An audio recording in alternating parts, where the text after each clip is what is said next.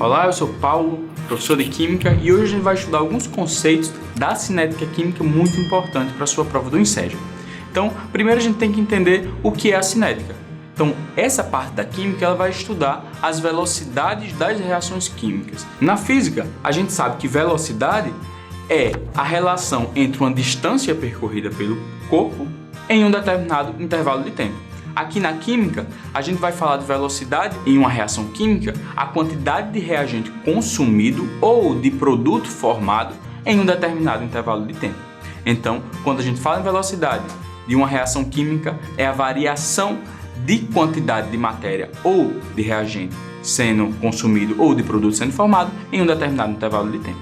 Para que essas reações ocorram, eu tenho que ter choques efetivos dos reagentes para que essas ligações sejam quebradas e novas ligações sejam formadas. A gente tem que entender que as moléculas estão sempre em movimento.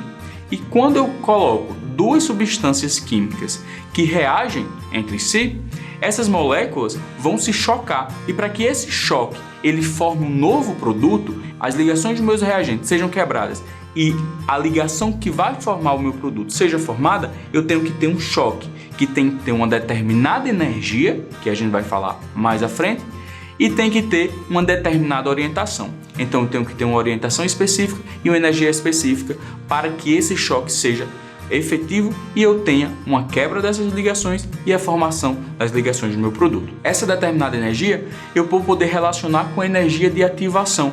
A energia de ativação é a energia necessária para que se comece a formar os meus produtos. Observe esse gráfico. Nele a gente tem a quantidade de energia, certo? Pelo caminho da reação, então pelo tempo que essa reação está sendo produzida.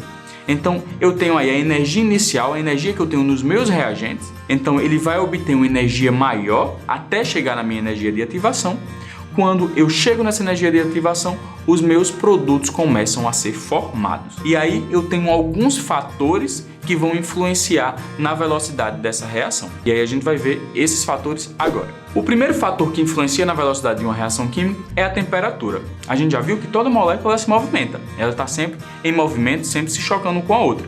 E a gente também sabe, lá da termoquímica, que quando eu aumento a quantidade de energia em um sistema, que eu posso relacionar diretamente com o calor e, consequentemente, com o aumento da temperatura, eu vou ter uma maior movimentação dessas moléculas. Então, quanto maior a quantidade de energia dentro de um sistema, maior a movimentação dessas moléculas.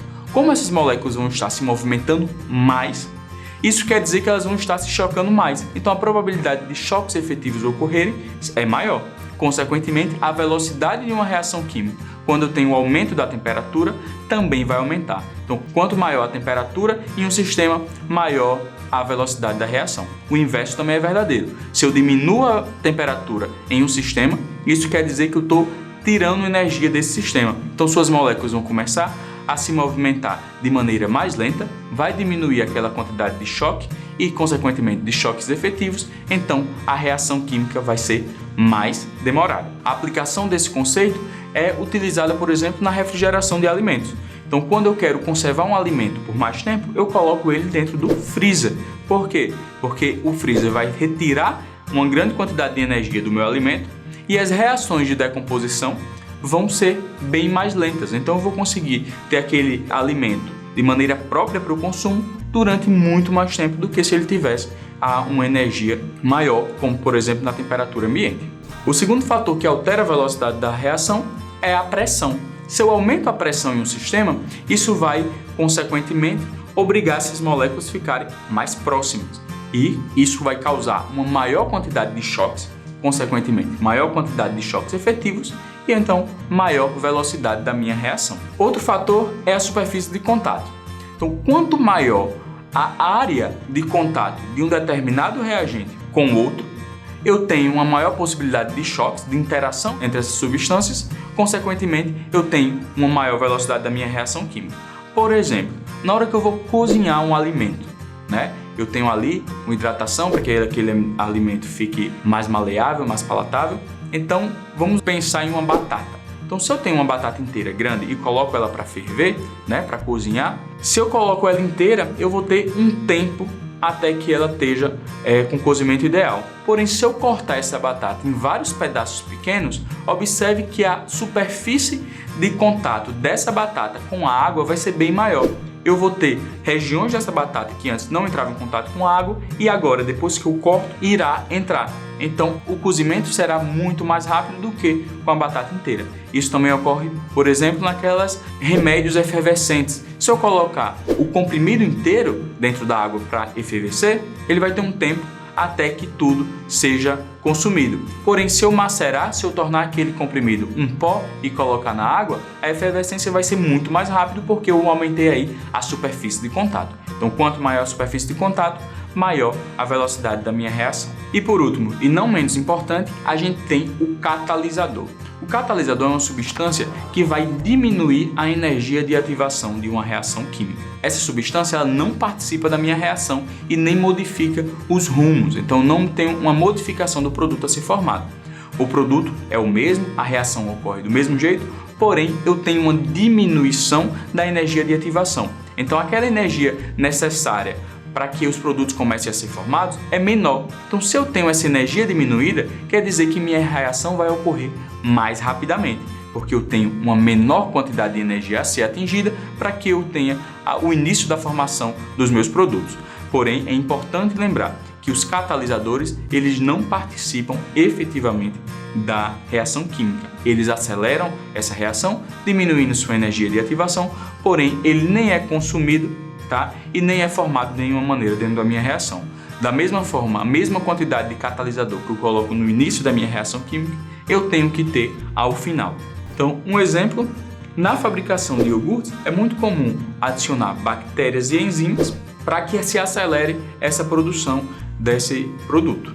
Então, essas bactérias e essas enzimas funcionam como catalisadores dessa reação química. Então, vamos ver como é que ficaria o gráfico de uma reação química catalisada. Então, a gente tem aí as duas curvas, uma com a reação química ocorrendo sem o catalisador e a outra com a reação química ocorrendo com o catalisador. Eu observo que a curva, a quantidade de energia e energia de ativação da curva que me apresenta sem catalisador é maior. Então, essa reação vai ocorrer mais devagar, porque eu preciso atingir uma energia maior para que meus produtos comecem a ser produzidos. Já com a reação catalisada, eu tenho uma energia de ativação diminuída. A minha reação é a mesma, os meus produtos e os meus reagentes são iguais, porém eu tenho uma energia a ser alcançada para começar a formar os meus produtos menor. Então, como eu tenho essa energia menor, então a minha reação vai ocorrer mais rapidamente. Então, meus produtos começam a ser formados a partir de uma quantidade de energia menor, diminuindo assim o tempo da minha reação química.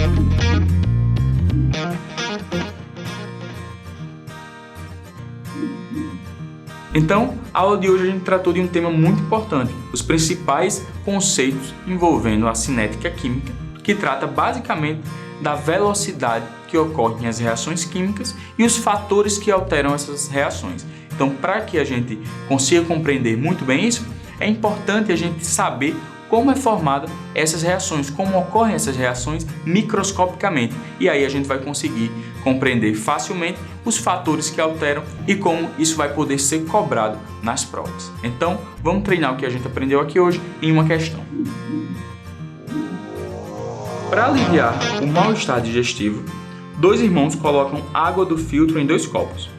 Um deles foi colocado um antiácido na forma de comprimido e no outro na forma de pó. Apesar de os antiácidos possuírem mesma composição e mesma massa, um deles dissolveu mais rápido do que o outro. A diferença no tempo da reação deve-se ao A. Catalisador, B. Temperatura, C. Concentração, D. Área de contato. Agora você dá uma pausa, tenta responder com tudo que você aprendeu aqui na aula e daqui a pouco você volta para corrigir comigo.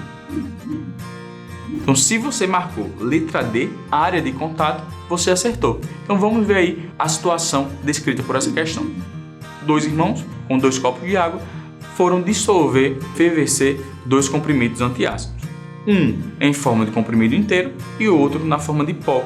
Então, isso a gente pode fazer relação com aqueles comprimidos redondos e aqueles saquinhos de antiácido. Por que um deles e qual deles foi mais rápido? O que foi mais rápido, caso a questão perguntasse, consequentemente, se ele tem a mesma massa, é o que está em pó. Por quê? Porque o pó fornece a esse sistema uma maior superfície de contato.